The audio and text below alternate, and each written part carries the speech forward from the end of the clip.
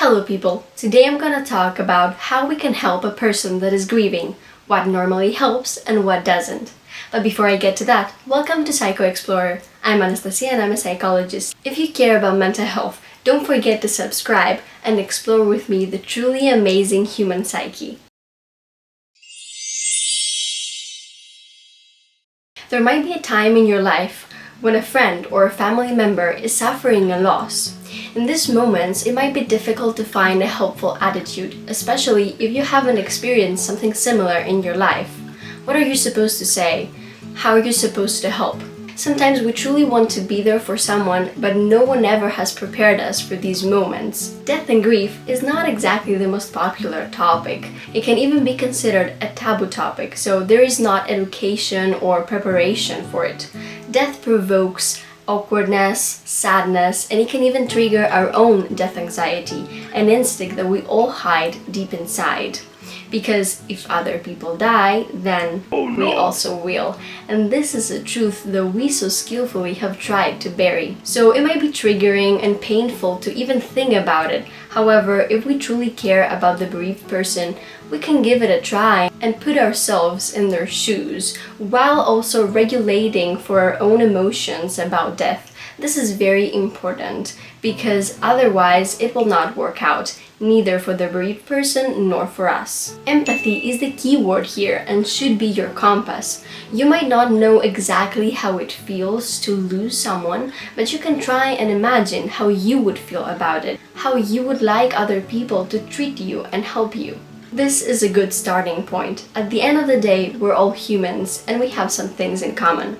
However, you should also keep in mind that people have different reactions and need different things. So for example, the fact that you don't want people around when you're sad doesn't mean that necessarily other people will have the same need. So the only thing you can do to find out is ask and listen. And when they give you an answer, either verbal or behavioral, respect it. I think it is very crucial to be accepting with how they're dealing with their grief. Don't try to find quick fixes or solutions. This will only make the person feel like you don't understand them, and they will try to defend their feelings. When you are in a lot of pain, the only thing you don't need is someone judging the intensity of your feelings or the type of emotion you feel, or you having to explain why you feel a certain way. So just accept how they feel.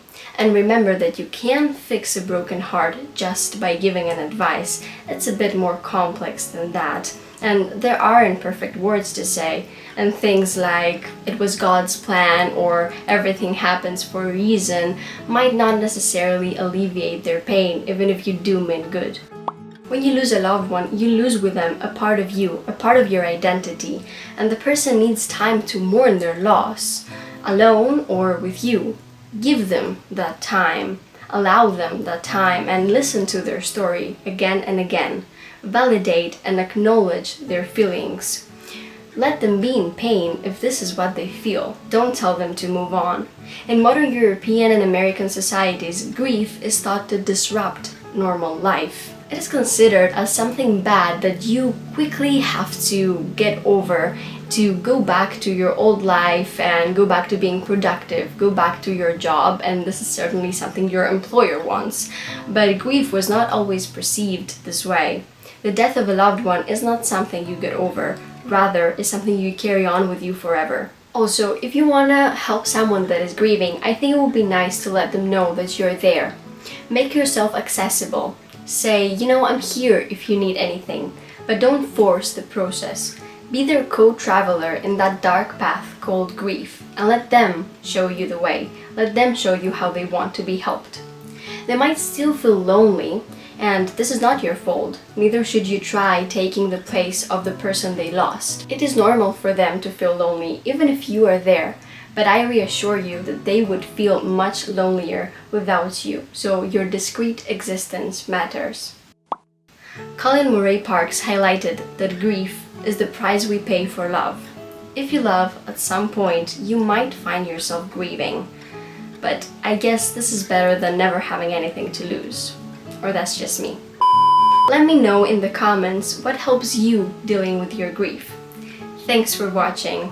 If you found the video helpful, don't forget to subscribe, like, and ring the bell so that you have a notification each time I upload new content. I'm truly happy you care about mental health. See you in the next video.